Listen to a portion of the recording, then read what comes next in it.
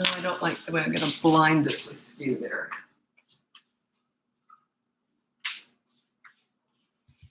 That's better. Okay. Okay, so welcome to my live. I might have to turn the heat down just a sec.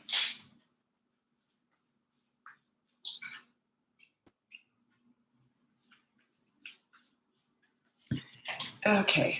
Sorry if you're new here. I'm always adjusting everything. Anyway, I'm Lisa. I'm a parenting coach. I'm just here answering your parenting questions. I teach leadership parenting. It's just parent-child relationship based.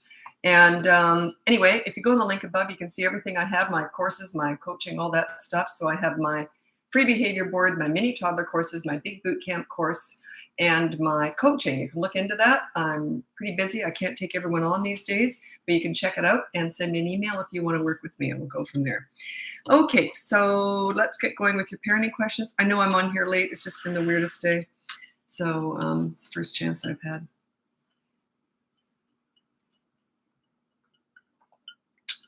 Okay. It's actually sunny today. I got out. Oh, I fell today. I went down. Oh, I was going up these stairs, big open stairs at a huge sporting goods store, and I fell going up the stairs. It's kind of embarrassing. The weird part was it was so noisy. The way I fell, it's clunk, clunk, clunk. The whole store would have turned around and seen me. But yeah, I can't remember the last time I fell. So what happened was I just bought some new boots that I had to buy a half size bigger, those Birkenstock things. Blundstone, that's it. I always get those two names mixed up. Anyway, they're a little bit too big, so I think the toe was a little bit longer than I was expecting. So yeah, I fell flat on my face today. Anyway, oh well. Okay, okay. Trying to figure out how to handle my son when he is mean to other kids at the park. I usually just take him and leave the park. Yeah, that should do it. But you know, if he's mean to other kids, there's other stuff going on too. It's not just that one isolated thing. So check out my boot camp course. You might want to check that out because it's all about your leadership. And when kids are being mean to other people, it means they might be mean to you and other. You know what I mean? It's not just that isolated thing. So yeah, check out if you're a leader, they don't tend to do stuff like that. So that's why I said that. Any advice, toddler, 20 months old advice on should we help talking or a few words? Oh, don't rush things. You know, if you're really concerned, go to a speech pathologist, a pediatrician. But yeah, it must be your first child because yeah, you don't try and rush stuff with toddlers. Everyone talks about these milestones and that, but yeah, you know, yeah, some kids don't talk till they're 3. So if you're really concerned, go to a doctor. Love your questions and answers. Your parenting style sounds like mine. Yeah, it's just common sense, really. Like there's nothing fancy about it. But I've been studying kids for over 50 years. I just found them fascinating. So everything I teach is based on kids. I've never read a book on parenting or anything. Why would I do that? I've always just gone to kids, right? So yeah, they taught me everything. I find them interesting because we were all there once. That's how we all formed. Kids are not this unique being. We were kids once. Like, you know, I really relate to them because I can remember what I felt like at certain ages. If you're on YouTube, you can ask questions there too. I'm on here really late tonight. I haven't even answered my emails yet. I'm going to get to that after this live. So it's not going to be a really long live tonight. No, 5th child, but he seems to be doing good. Everything else, thank you. Okay, so you're worried about you got 5 kids and you're worried about the little one not talking. I think I'd be kind of happy about that. Okay, if you're really worried, go to see a doctor and check in, make sure he's okay. Because usually with your first kid, you're in a rush for them to do everything. And then subsequent kids, you're like, no, don't walk yet. No, no, no. I had something that was quite interesting. I think I wrote it down. Where did I put it? Yeah, I've got I'm working with a large family right now. Like they've got lots of kids. So it was interesting. They said that how they handle gifts, like let's say one of the kids, it's their birthday.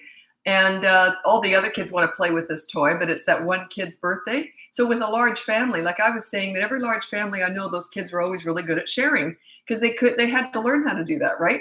Anyway, they said what they did with their kids. I thought this was brilliant. They said that toy can only be played with by the birthday kid until it loses its novelty, like maybe a week later. Then it's everybody's.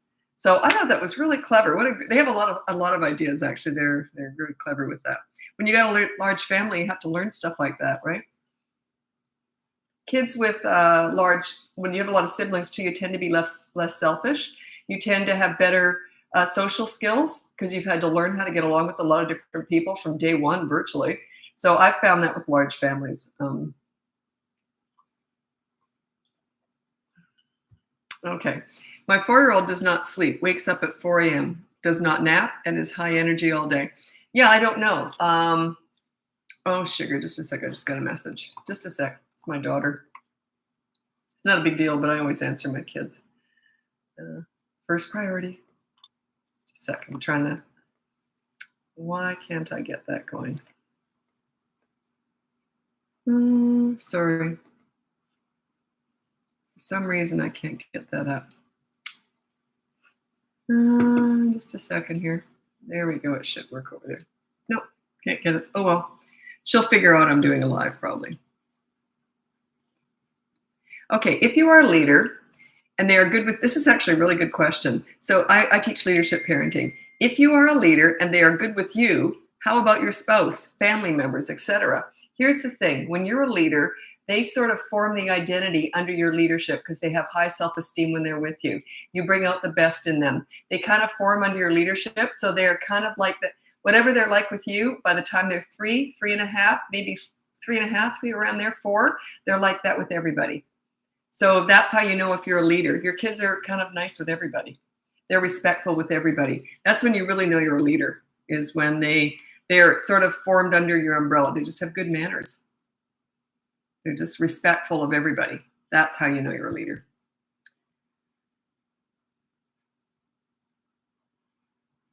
Because sometimes they're good with the parent who gives them everything they want too. So it's quite the opposite of being a leader. Not always, but that can happen too. They can be really good with the parent who just gives in to all their demands. And then they can't figure out why they're not good with everybody else because no one else is going to do that. That's another scenario. I'm not saying it's yours, but it's another scenario.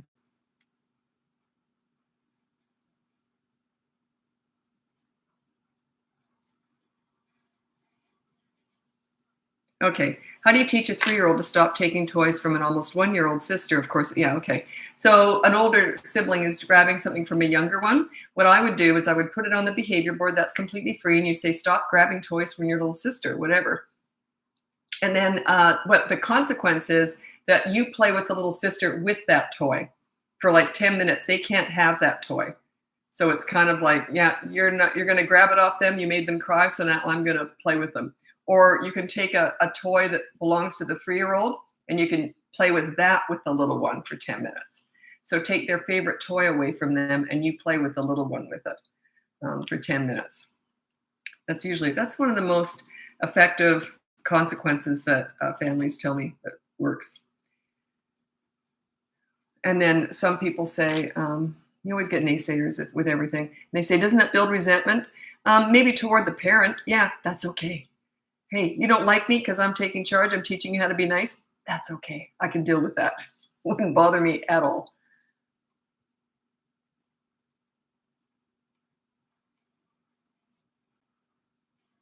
Doesn't matter what we do with our 8-year-old. All of her excuses are she forgot. Okay, well, I'd say, so she forgot. That's why she didn't do it. Say, well, the consequence is this. Yeah, but I forgot. Well, you'll remember next time, won't you? Like, why would you fall for that? I forgot. Well, you'll remember next time. So, yeah, you got media blackout right now. That might help you remember next time. She's 8. She's just playing you like a fiddle. They never forget anything that they want to remember. But if there's a consequence, that's amazing how quickly they remember.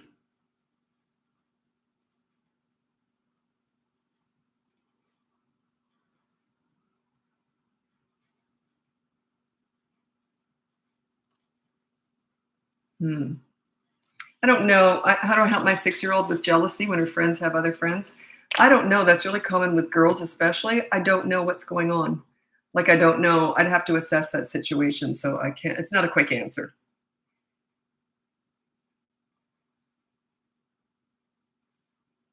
My almost teenager is really struggling with most things at home. I don't know what that means, but anyway, recently divorced, so you are. She has struggled to feel like she belongs, like she is loved. Any tips? Almost teen. So you got a tween. I don't know. That's one of those things. I would have to assess the situation. If she doesn't feel loved and she's really struggling with divorce, by the way, they don't care if you love each other or you're together even. They just care that you get along. I was divorced. We always got along, and the kids just never bothered them because we never fought or anything, not before or after. So they never saw any animosity, and that's what upsets them. And you know what? They blame themselves for everything. They're very narcissistic. We all were when we were young. If you get divorced, it's their fault. So if you're fighting, it's their fault. That could be part of it. Yeah. You don't love me enough to get along. I don't know. If you want to work with me, that might be a coaching thing because I would have to assess the situation.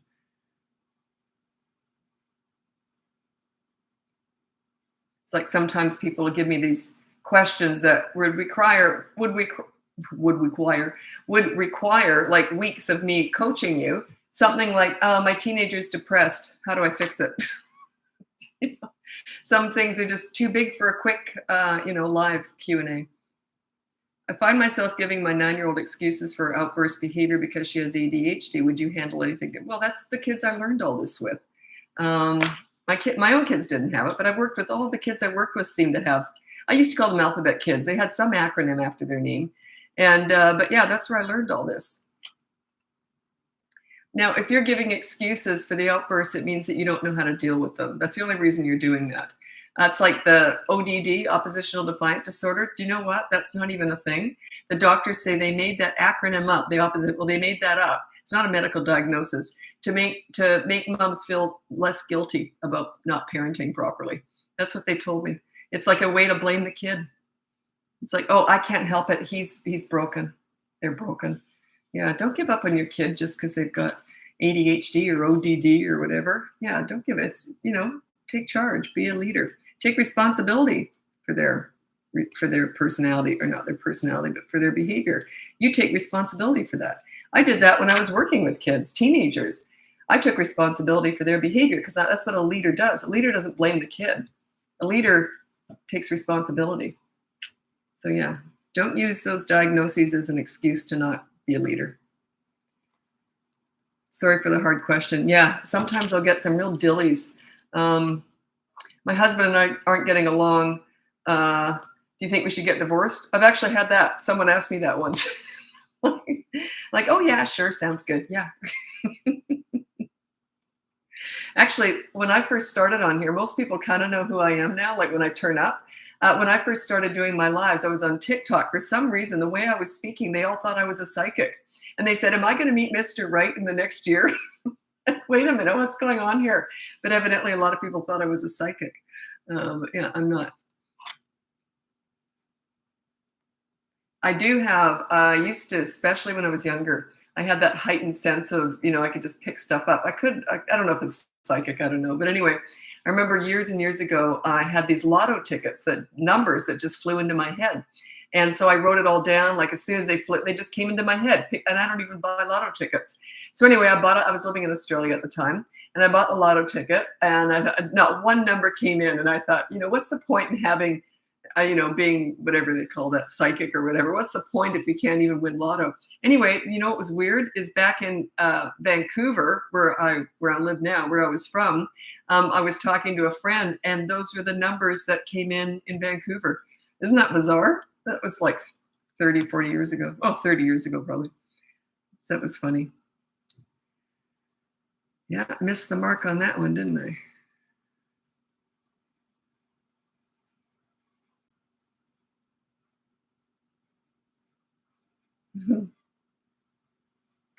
Okay, just waiting for more questions to come in. I'm going to take a sip. I know I'm on here really late tonight. I just had a really busy day.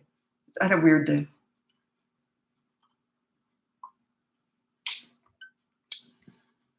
Okay. If you don't have any questions, I'll move over to Instagram because I got to move from Facebook to Instagram to TikTok. By the way, I just wanted to thank you for your support. I hit 100,000 followers here a couple of days ago. I think it's up to 104,000 now, but I hit 100,000 followers on Facebook. And I think I've been on here on a regular basis now for about 4 months. And so I just want to, maybe 4 or 5 months, I don't know. Anyway, I just want to thank you for your support. That means a lot to me because it's quite overwhelming to think that people think this old lady sitting here talking about parenting is the least bit interesting. But I'm glad I can help you. I'm glad that I'm providing you some value, in your parenting, because I want you to enjoy parenting as much as I did. It's not about discipline. That's a tiny part of parenting. Parenting is all about connecting with your children, bringing out the best in them, making them like themselves when they're with you. When you raise children and you bring out the best in them and they like themselves, they're going to be good to everybody. It's impossible to have high self-esteem and like yourself and be mean or misbehave. Think about it. When you feel good, you want to do good. And that's what you want with your kids. You don't want to squelch their personality or their basic nature. You just want to bring out the best in them. You want to give them a voice. You don't want obedient little soldiers either. You want children who make good choices. Anyway, I'm going to get going now. I'm going to move over to Instagram if you want to join me there. If not, I'm on YouTube the whole time that I'm doing my lives. That's where I save all of my lives. Anyway, thanks so much for joining me. If you want to join me over on Instagram, I'm just moving there now. If not, check out the link above. You can get my free behavior board, my mini toddler courses, my big boot camp course, or you can look into coaching. So happy parenting. I like the little ding. There we go. Okay, now I'm going to go to Instagram.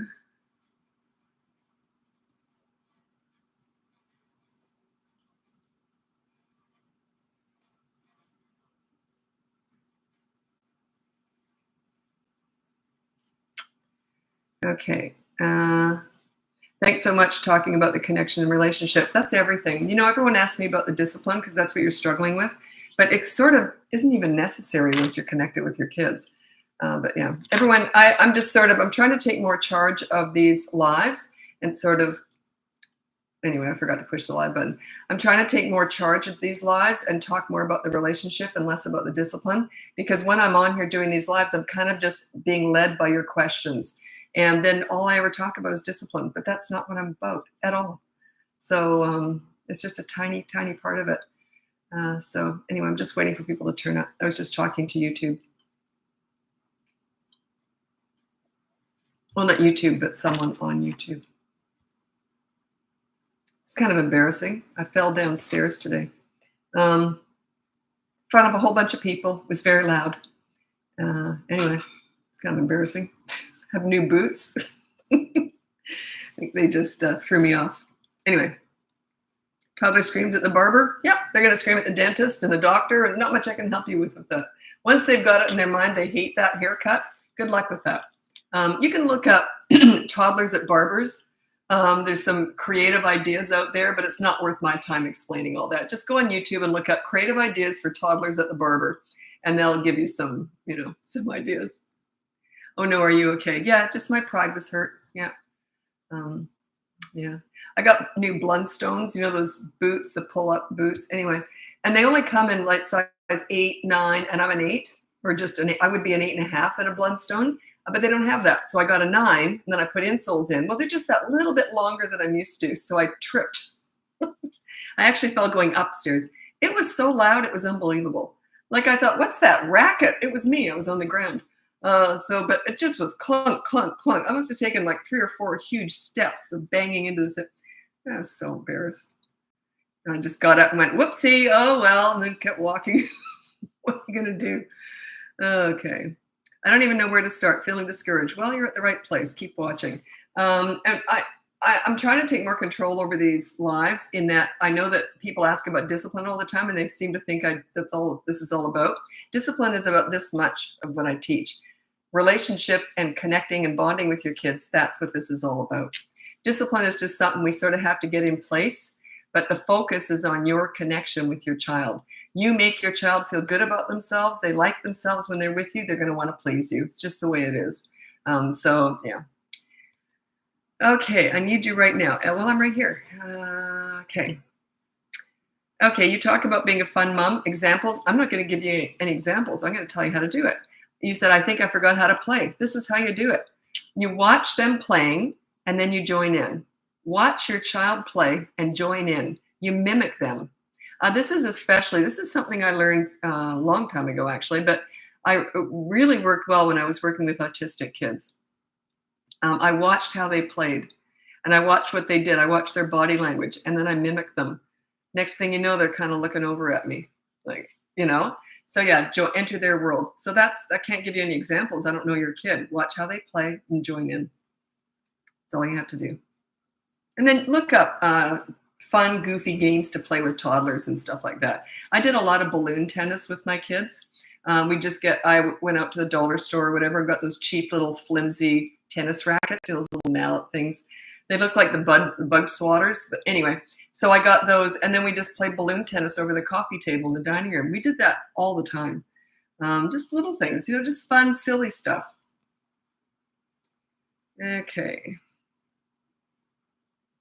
What did that kid say today? Oh, I forgot. That family I keep talking about, the one I talk to them on Fridays usually. Anyway, it's that little girl that she's 8 years old, and she said to her parents, I think it was week 2, she knew that they'd hired me. I'm that woman that got the behavior board going. So she was okay, I think, in week 1, and then I think it was week 2, she said to her parents, "You're wonderful parents. You don't need that lady." And then she tore the board down. She buttered her parents up to get rid of me. They put the board back up. But anyway, she comes out with stuff. Gosh, she's funny. She's got a real, what I said to the parents too, and this is a really good point. How good am I that I came up with this great point? But anyway, it is a good point. And I said, what's annoying with them when they're younger is often what shines later on. Like that personality, the stuff she comes out with, she's quite clever. And so later on, that may come in really handy so it may be a real positive when she's an adult. So often what's particularly annoying when they're little can turn into a real asset when they're older. You think about all the successful entrepreneurs in this world, a lot of them had ADHD as children. Think about all that extra hyperactivity, all that extra energy. Yeah, you can use that for good and evil, right? So yeah, think about it that way. How can you spin this into a positive? If you've got kids who are driving you nuts, think one day this might be an asset. Right now, I know it's a pain in the, how to deal with potty training regression. You can actually do another potty party if you want. If they really do regress, I have that potty party course. But yeah, it's quite common that they do regress. Not so much if you're a leader, but if you're not, it's sort of that's kind of, I won't go into it all. But yeah, they're less likely to regress if you're a calm leader. If the household's a little bit more chaotic, they're more likely to regress. Okay, I'm struggling with a 1-year-old boy. He does not want to be put down and throws a tantrum. I try to read a book, play with it. You just got to let him cry, I think. Depends, though, as long as you're meeting his needs. So he just doesn't want to go to sleep. He's 1-year-old. Maybe he's got too much sleep during the day. So yeah, I would just have a ritual, but they're very ritualistic babies. So that's still a baby, right? So yeah, very ritualistic. So get a big, huge blanket, cuddle him up in that and read him a book and then say, okay, time to go to bed. And then you're all calm and you may have like maybe the galaxy light going or something. Everything's like a system, like a routine. Put him to bed, and then you might want to just let him cry. Every 5 minutes or so you go in, you just pat him on the back. You're okay. Try and put him back down. He won't, try and put it. Then just keep patting him on the back. Let him know that he's okay, but that you're not going to pick him up again. That might work, There's a few different ways of doing it. That's what I'm throwing at you tonight. How to use the behavior board when you're out and around, 3 years old. That's perfect. All you do is you say, we'll discuss it when we get home. So if they do something naughty when you're out, you say, we'll discuss it when we get home. As soon as you get home, let's go to the board. Remember when we were out, you did that? Well, you broke the rule, so here's the consequence. It's called deferred punishment. So yeah, you can't do everything. You can't get them to clean up the dishes when you're at the park, if that's the consequence. So yeah, say, okay, I didn't like that. We'll address it. We'll discuss it when we get home.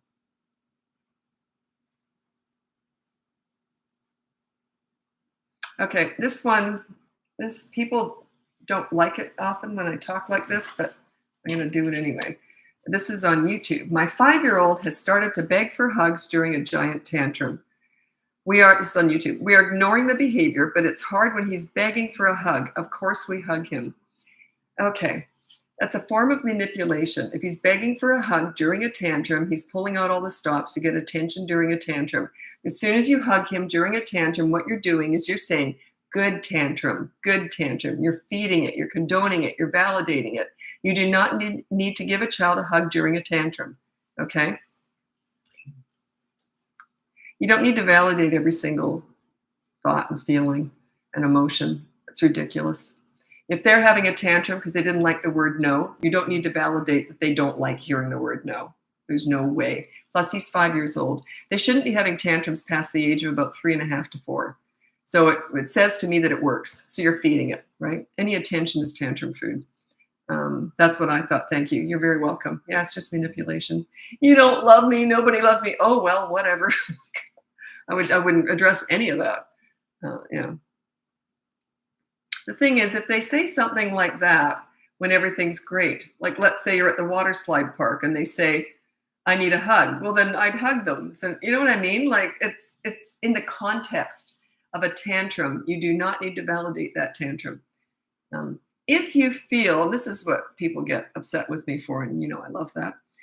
When they say, well, you're damaging, you have to validate all their feelings, which is absolute stupid garbage. Anyway, you do not need to validate all their feelings. And then they say you're damaging a child, you're not meeting their needs. The thing is that if you are damaging a child by ignoring their tantrums, you got bigger fish to fry. There's other stuff going on. If they're truly being damaged by being ignored during a tantrum, which is just a loss of control at not getting their own way, if not having that validated is damaging them, you got other stuff to work on. Okay. If you've got a healthy relationship with your child, that is not the least bit upsetting. Oh, good. What are your credentials? I love talking about this. I'm all kid taught. I have no degrees whatsoever, thank God, because I would be under those umbrellas. Years and years ago, I thought I was going to be a child psychologist. So I turned up to this course and they kicked me out after a week. I asked too many questions, and they were good ones because what they were teaching was garbage. This was like 40 plus years ago.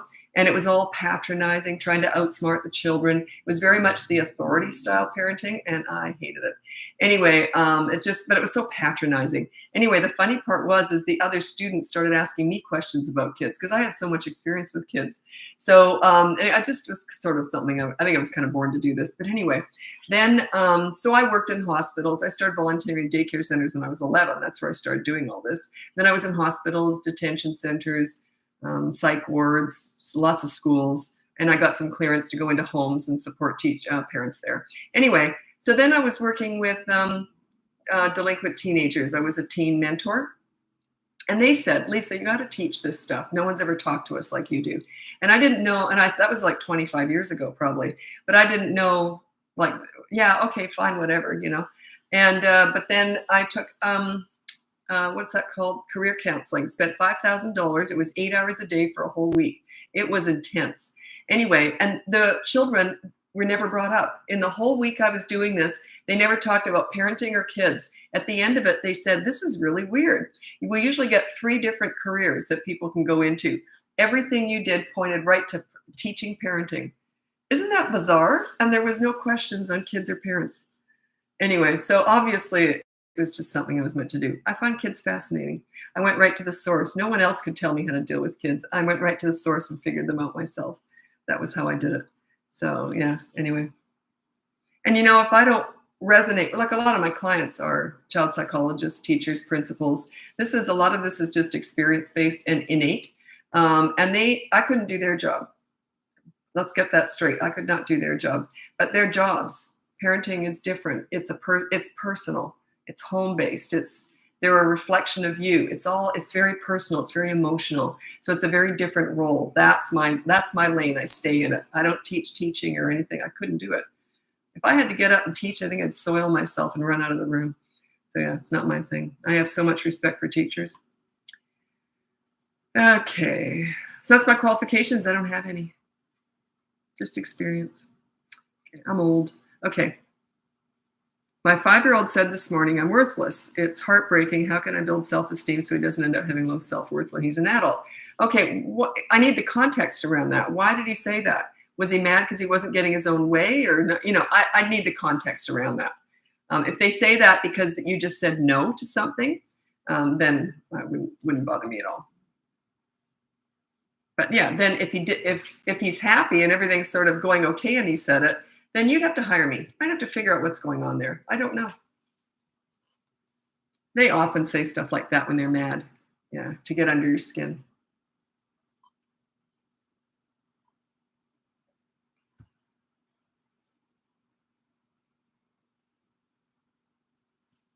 Mm,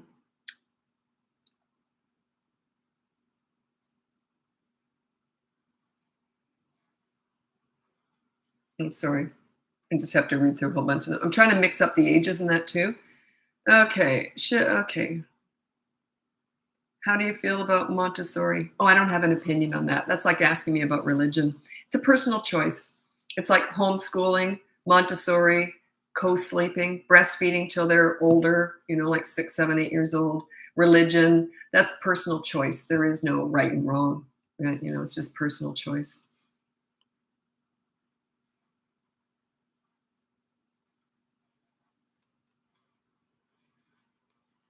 From Australia, that's where my kids were born and raised. How can I help 2.5-year-old not diagnosed with ASD yet? ASD is autism spectrum disorder. Sorry, lost my head for a second there. Very shy around other children. Well, they're only 2.5. Okay. How can I encourage parallel play, child interactions? The only way to teach children how to play with other children is to get them out around other children.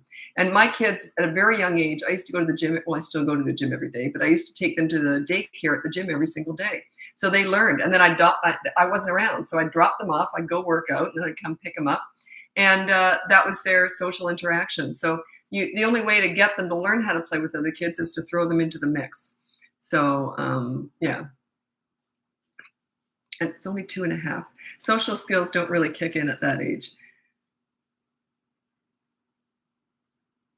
When they're little, they will play side by side. Like watch children play. I don't know when it switches over. I think it's around 3. But you watch kids who play together. Some of them do, yes, but you watch them. They play side by side. They don't tend to interact a lot when they're playing until they're about 3. It's quite interesting to watch. Yeah, they're right beside each other talking, but they're in their own little worlds. So yeah. Okay. Would you ever be interested in developing a system that works in a classroom of 20? No, absolutely not. I get asked this a lot by schools to help schools out, and I don't. That's not my lane. I'm extremely confident with my parenting advice. Teaching, it's not my thing. I've never done it. So how on earth could I teach teaching? I've raised kids. I've worked with hundreds of kids, teenagers, toddlers with all sorts of challenges. I've never taught a class in my whole life. So for me to teach anything to do with teaching would just be, I think it'd be like fake. Like I just would feel horrible. Yeah, huge portion of my clients are teachers, but it's about their kids, right? Although I know a lot of principals have hired me to work with the schools, but they tell me it's their kids. They've owned up to it later. So some of the stuff does cross over. So a lot of it doesn't. That's the thing, is it's not, one's an institution, it's business, and one's personal, it's home-based. They're very different. They're just very different. So, but some stuff does cross over, but a lot doesn't. Like one thing that works beautifully in a classroom is a reward chart, because it's not personal. The whole class is on it. So if you got good behavior, you get a reward. It works. It's not personal. It's different. A reward chart at home is a total disaster. I hate them. You know what you're saying to your kid? If you've got a good behavior reward chart up on the wall, you know what the message you're sending to your kid? You're normally rotten. If you should happen to be good, you'll get a reward. It actually works against you. The behavior board, which my free behavior board's in the link if you're interested, that says you're normally wonderful. If you should happen to do something rotten, I know how to deal with it. Like, big deal. There's nothing wrong with being bad. There's nothing wrong with breaking a rule, so long as they learn that there's a consequence if they do, and they'll eventually stop doing that. But you don't ever want a child to feel bad for being bad. Oh God, that doesn't make any sense. Do you know what I'm saying? Like, I've worked with so many troubled teens. If I made them feel bad about being difficult, which they were, do you think I would have got anywhere with them? No, I focus on the good kid. I deal with bad behavior. I don't take any crap. I deal with bad behavior, but I focus on the good kid. Where you put your focus, where you put your energy is what grows. If you put all your energy and all your focus into their bad behavior, it's going to get worse. I guarantee it. Guarantee it. Even if you're disciplining and doing it well, if that's all you're doing, they're going to get worse and worse and worse. Instead, you deal with bad behavior and then you focus on the good kid. Hey, look, you did that thing. That was bad. Here's your consequence. Okay, let's go to the park. You flip it that quick. It's that quick. Yeah, I don't want to tell it tonight. I've told it so many times, but the pool story is the best story I have about this, about how you treat kids. Wasn't even my own kid. But anyway, I've got a video on that. Example of leadership parenting. If you look at Bratbusters, example of leadership parenting, it'll come up, and it's the pool story. That video is the best video I've ever done. It's not my biggest one, but it's the best video I've ever done because the pool story is my favorite story. It just encompasses how I look at leadership with kids. And I just hit every point in that video. Like and I never get everything perfect because I never plan anything, but I just, for some reason, got every single point in there. It was a good video. So you can check that out. Okay. So I got to skip ahead. What time is it? Okay.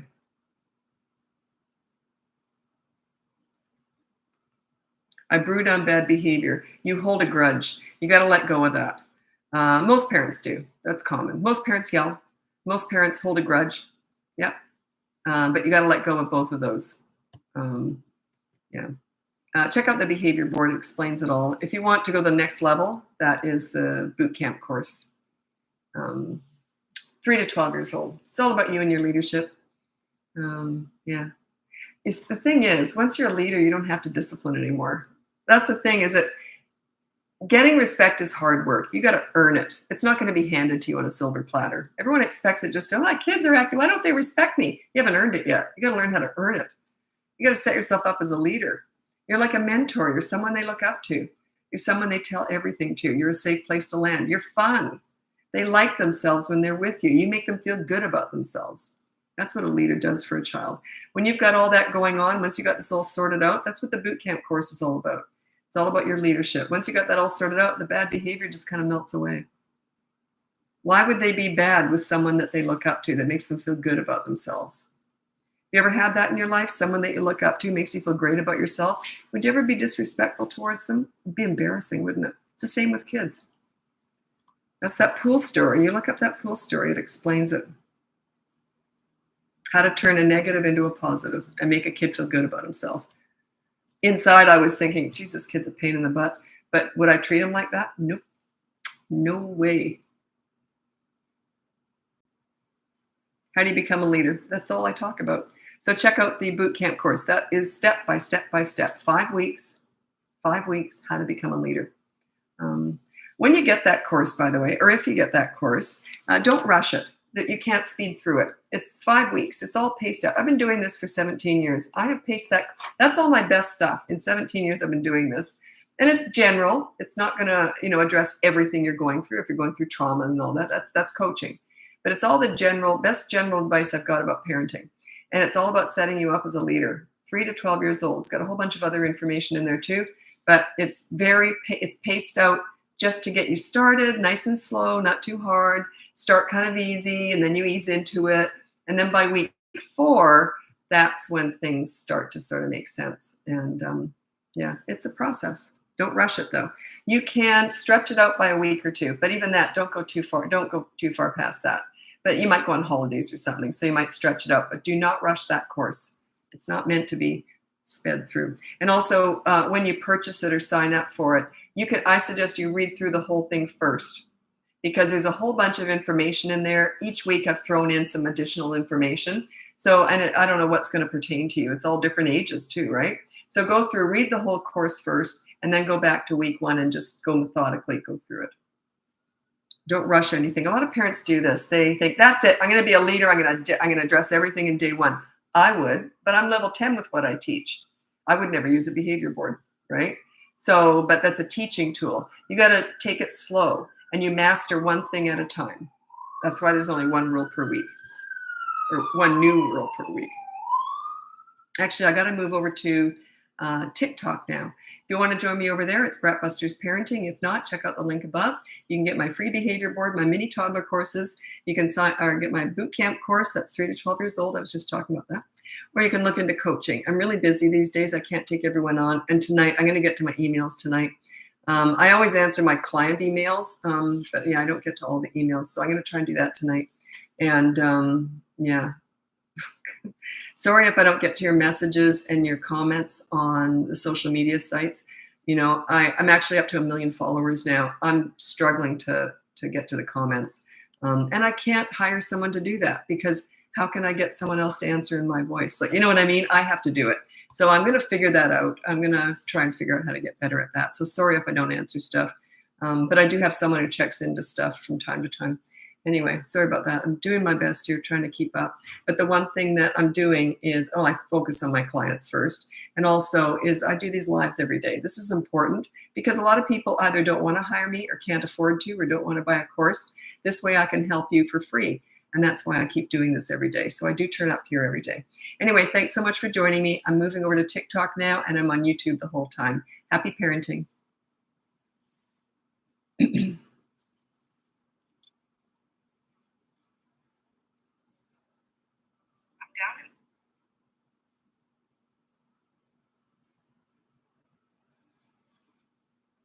Okay.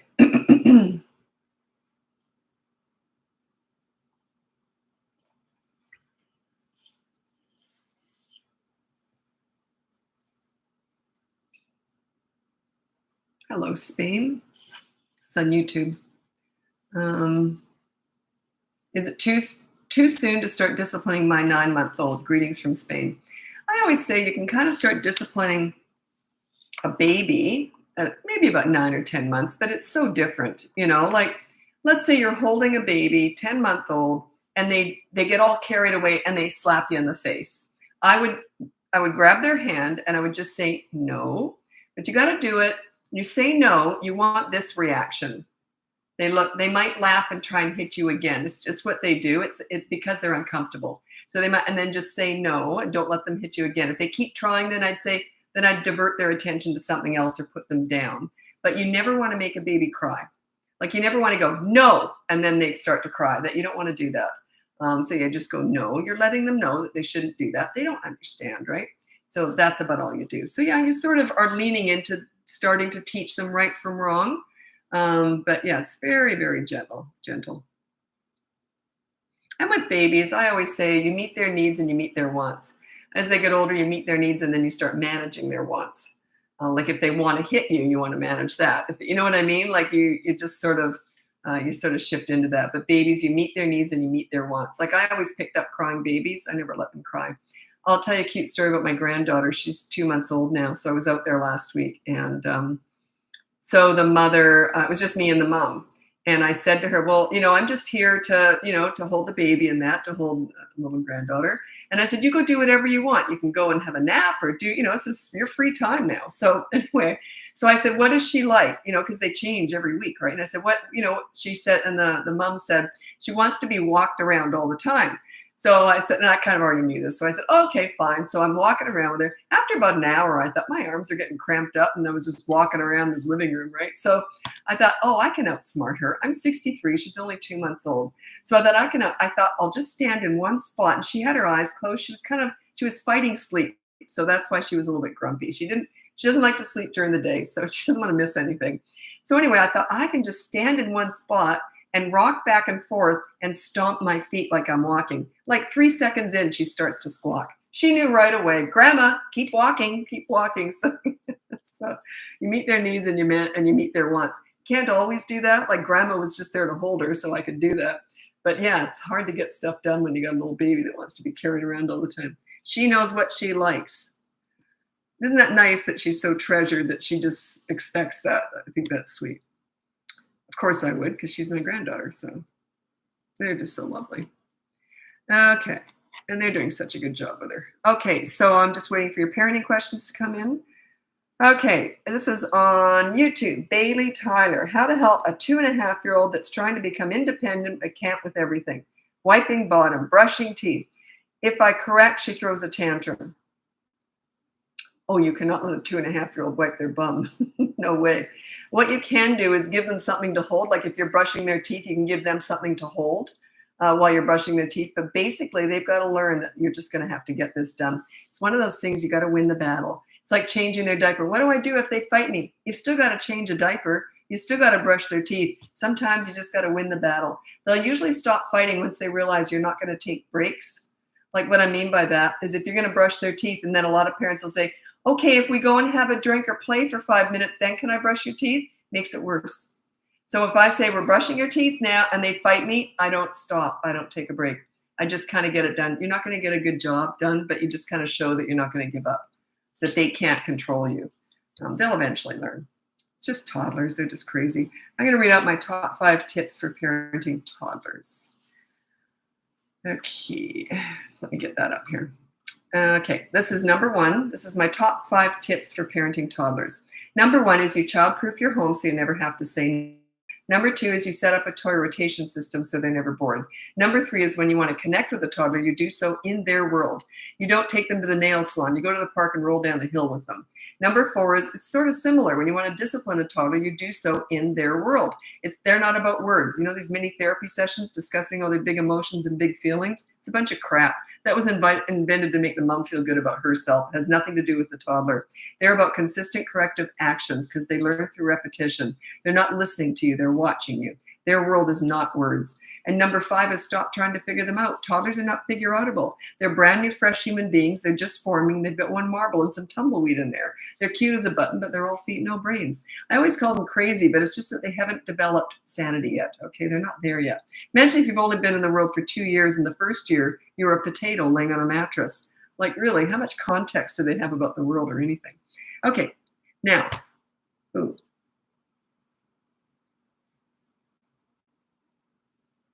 what consequence would be best for a child who doesn't care about media blackout? I got lots of clients like that. There's usually something you can take, a favorite toy, and you never take away anything social. Like if they've got a play date, you never take that away. One parent years ago, they were so proud of themselves, and I don't remember the situation exactly, but they were going to have a birthday party for their kid who was acting rotten leading up to it, and they canceled the birthday party. I would never do that. Yeah, you don't take away love or anything like that. But there's usually a favorite toy that they like.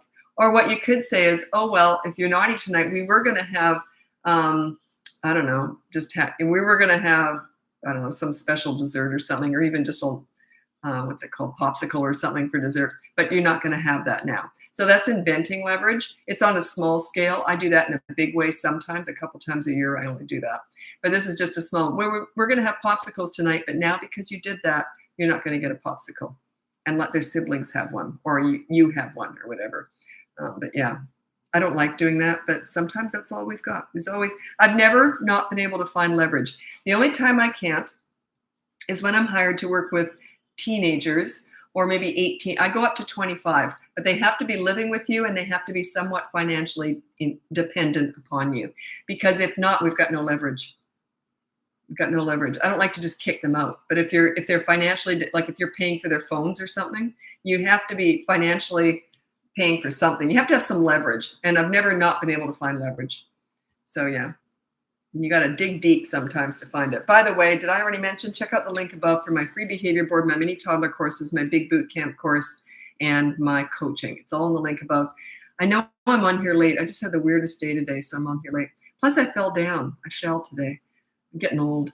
I got new boots. I got Blundstones, and they don't come in half sizes. I would be an 8.5 in a boot, so I had to get a 9. Just that little bit of an extra speck on the end of my toe, and I clipped and I fell down. Big high traffic area. A bunch of people saw me. So embarrassing. That just I'm 63. You'd think I'd go, oh, well, I did. I got up and I said, whoopsie, oh, well, and I kept walking, and I was thinking, how embarrassing. But I had to stay around because I was just entering the store. So I couldn't just turn around and run, which is what I wanted to do. But anyway, I just kept shopping. What about birthday? What do you mean, what about birthday? Oh, my child's on the spectrum. That would be autism. I don't discuss autism on here. It's a specialty. If you want me to answer questions about autism, you have to hire me for coaching. So you have to look into that. I don't have time to take everyone on these days, but if you're interested in coaching, check it out. If you want to move forward with coaching, send me an email, and then I'll put you in a queue, and we'll see. Some days I take new people on, some days I can't. Like I think today or yesterday, I don't think I could take anyone on. Anyway, yeah, I didn't hurt myself, but you really hurt your pride when you fall down. It's just embarrassing. I remember once I was mopping the floor, and this is probably 10, 15 years ago. I was mopping the floor. Next thing I know, I'm looking at my feet. I just went, whoop, I fell down so fast I didn't even know I fell. And I'm sitting with my legs straight out in front of me looking at my feet. I was so confused. Okay, are your eyes different colors? No, they're both really light green, and I'm very light sensitive, so yeah, they're really light. Um, how many coaching clients do you have? I don't discuss that. Yeah, I got a few. Hmm. That's an interesting question. Why would someone ask that? What, are you a a lot of people who want to be parenting coaches ask me questions. How do you do it? How do you do it? I say, well, you put in 52 years of working with kids and 17 years of coaching, and that's how I got where I am now. So yeah, it's experience based, and you got to have yeah, it's just experience based, and you can be really good at something, but teaching it is another thing. Um, like when I first started my business 17 years ago, I taught what I did as a parent. Well, that's ridiculous because I already knew what I was doing. Like, I was teaching level 10 with all this stuff.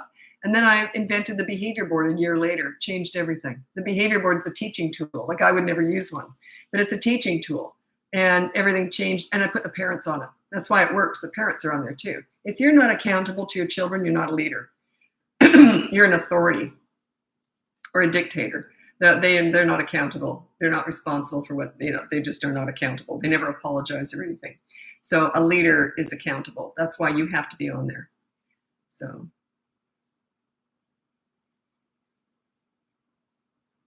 what was your favorite age being a mom? By far, teenagers. Absolutely. My favorite age. They're just so interesting because they're smarter than me. They're, because their brain power is just amazing. I just found it fascinating. By far my favorite age. Although the easiest age was, I would say 3 to 8 is probably the easiest age. They're not physically demanding. There's not a lot of big stuff going on in their life. I would say 3 to 8 or maybe 3 to 12 around there. That's why the boot camp course is 3 to 12 years old, because that's your height of your leadership. And they're just so easy in those years. When you're a leader, it's a piece of cake.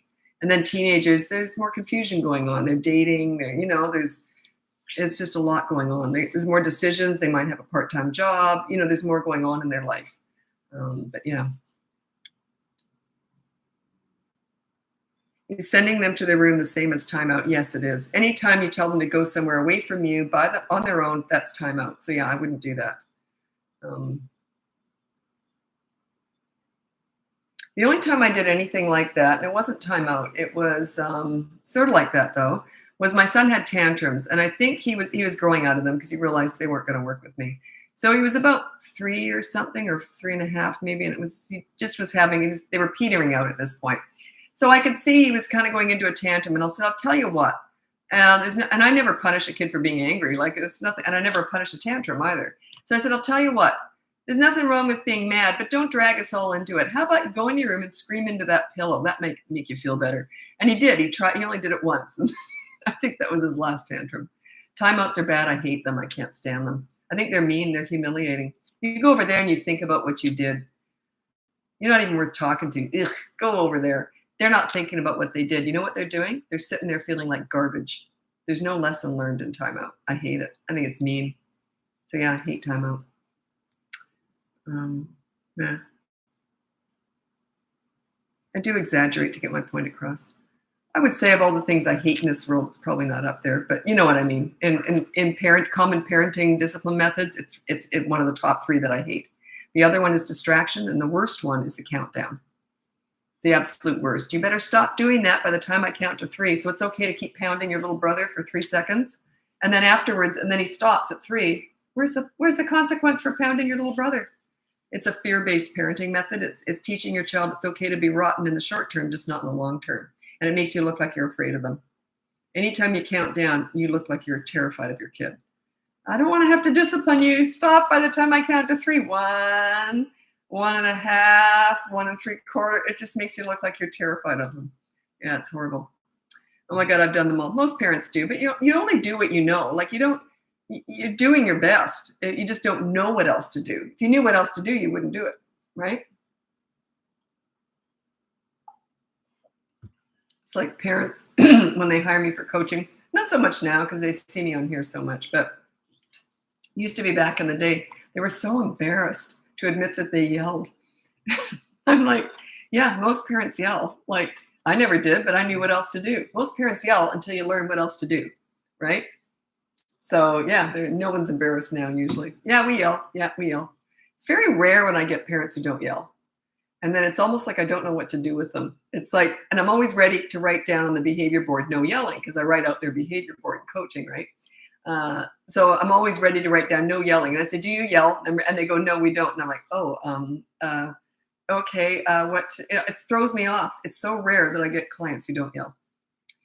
How do you just know what to do? Well, just keep watching and I'll tell you. I figured this out. I started working or volunteering in daycare centers when I was 11.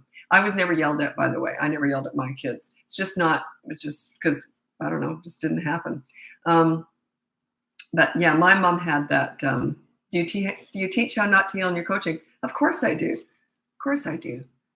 Yeah, but you're going to do it. And I always say you got to do it on the first week, especially because we're going to put no yelling on the behavior board and you got to mess up so you show the kids how it's done.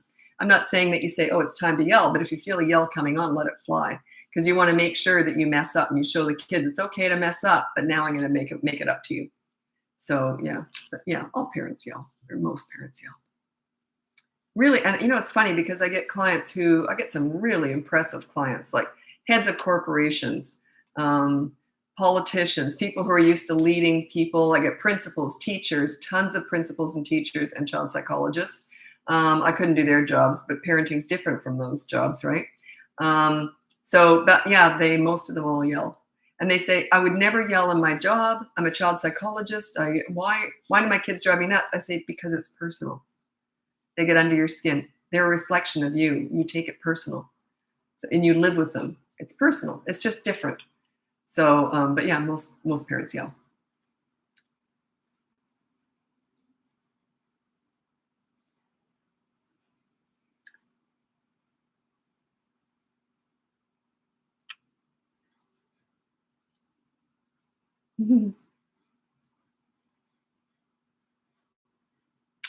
Okay, I'm going to read this on YouTube here. I don't do countdown. I do, however, say I am not repeating myself. Then mostly he listens. 6 years old.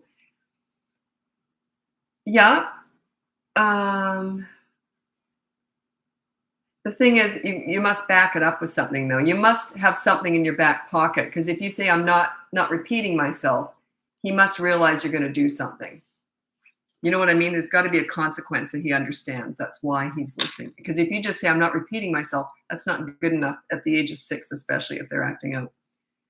I'm not repeating myself, so I'm still not going to do it. That's what they're thinking, unless you have something in your back pocket that in other words, they know that you're going to hand out some discipline if they don't listen. So, yeah.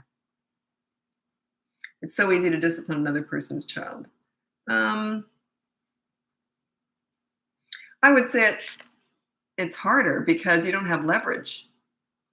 You got leverage at home. You can't take media away from other people's kids. Like I worked with hundreds of kids and I had no leverage.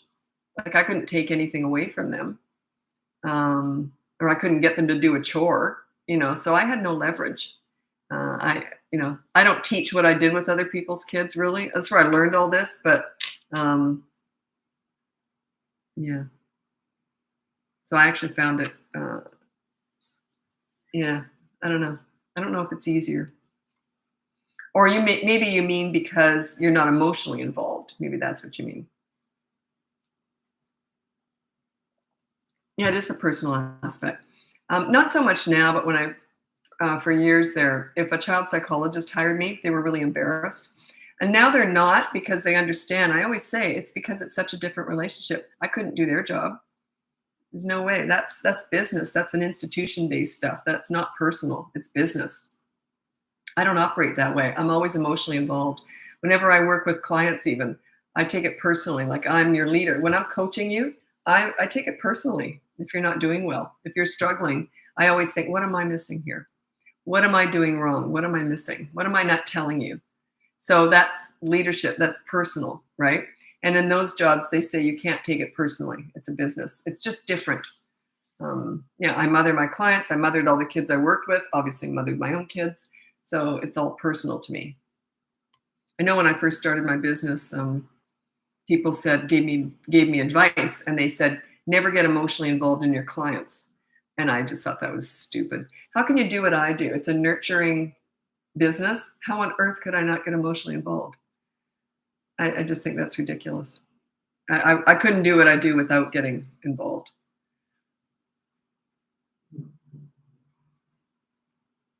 Okay. 3-year-old says negative things about herself. Attention seeking, ignore and speak positives. Um, well, it depends on when she's saying it. It's in the context. Is she mad because she didn't get her own way? Then I'd ignore it. I wouldn't speak positive about it. I'd just ignore it. If she's saying it when you're at the park and she's on the swing having fun, then I would address it. I'd try and figure out, I'd want to figure out why she would say that. Yeah. What do you do when your child says, no, I don't want to do that? Make it happen anyway. When you tell, like if it's something that has to be done, by the way, we're heading out, it's time to go to school. No, I don't want to do that. I don't repeat myself. I just go and get them. I pick them up or whatever, and I get them in the car. And I carry their shoes. Their shoes can sit on the floor of the car till we get there. Then I'll put them on when we're there. But I take action. If I say something's going to happen, then I take action to make it happen. With little ones, especially. With older kids, not so much. Like 3 and above, you use the behavior board. And you say something like follow school morning routine or something. But yeah, I don't repeat myself.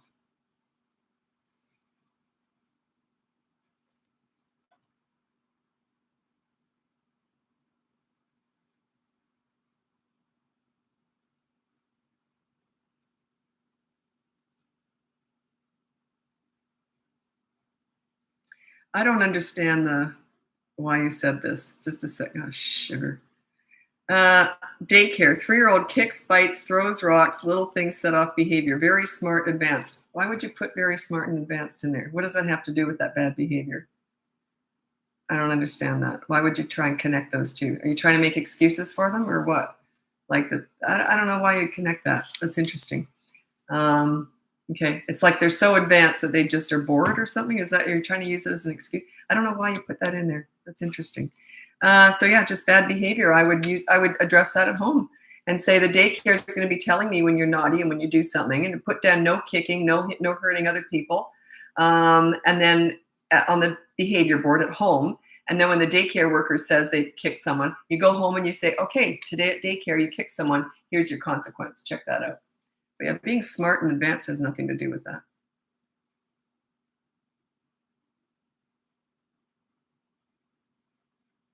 It reminds me of this mother that was talking about her kid. And she was telling us all um, how. And by the way, my son was gifted, and I always saw it as a curse because it sets them apart, makes them different. Imagine, I always say because his brain just works. He's 34 now. I think his brain just works a bit differently, and I think it'd be frustrating being surrounded by all of us imbeciles.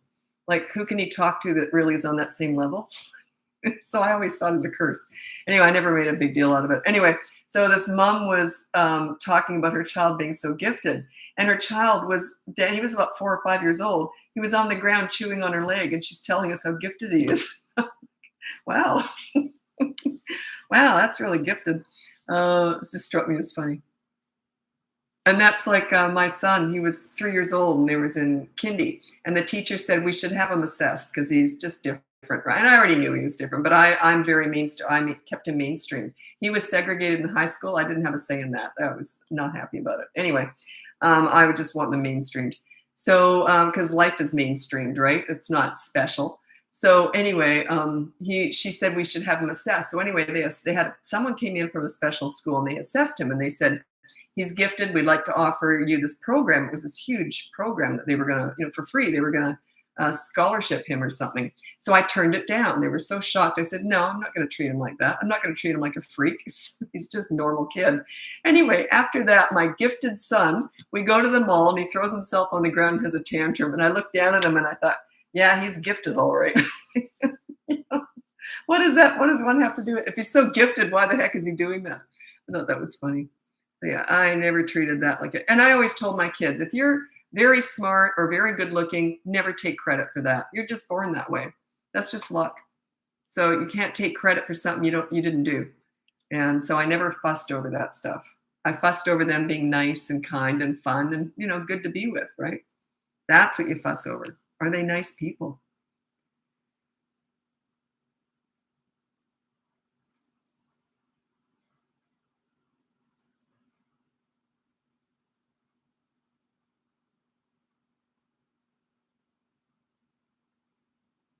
Okay, how do you personally handle biting with toddlers? I actually have a whole course on that. It's toddlers who hit, bite, etc. It's in the link above. I think I called it that. It's a really dumb name for a course. But yeah, I have a course on it. It's a process. Opinions around screen time. Okay, there's three different ways of handling screen time. I'm not against screens. I think they're great, but in moderation, right? They can be very addictive. I've got I got 1, 2, 3, 4 screens here right now. So, and I actually have a fifth that I often use also on the same thing. So anyway, yeah, for me to talk about screens is kind of ridiculous. But anyway, what you do is there's three different ways of handling screen time. Let's say you got a 5-year-old, okay, or a 6, 7, 8-year-old. So you say, there's one way is you say you can have screens between a certain time, like 7 to 8, that's screen time and that's it. Or you can say you can have an hour a day and that's it. Or I don't like either of those, they're okay. But what I prefer is you say you've got so many hours per week. Let's take, as an example, I'm not saying it's a good time amount. You have to decide what's right for your family. Let's say it's 10 hours a week on screen time for your kid. So you say, okay, you decide when you do that though, but it has to be appropriate. They can't get up at 2 in the morning and do it.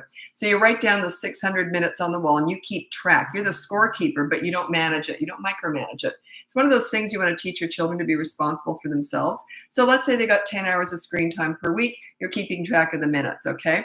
They use it all up by Wednesday because you're not a leader and they think you're going to give in because they're going to be so difficult without it, but you're not going to give in. Okay, they've got no screens Thursday, Friday, Saturday, Sunday. What do you think they'll be like the next week? Pretty darn good, I'd say. They're going to learn how to do that. So yeah, that's how I would do it. Because I don't want to ever tell my kids what to do. I never did. I never told them to do homework or anything. They just understood responsibilities. That's what a leader does. You teach them how to be responsible. Anyway, I got to get going. I've got so many emails I got to get to, and I'm going to try and answer some messages and comments tonight. Wish me luck. I never get to that. I'll be up till midnight probably. Anyway, I'm going to do my best to get to some of those tonight. So thanks so much for joining me, and happy parenting. But also check the link above for my free behavior board, my mini toddler courses, my big boot camp course, or you can look into coaching. I can't take everyone on these days just because I'm busy, but I'll put you in a queue if you want to sign up for coaching. Anyway, thanks so much, and we'll talk to you soon. Bye now.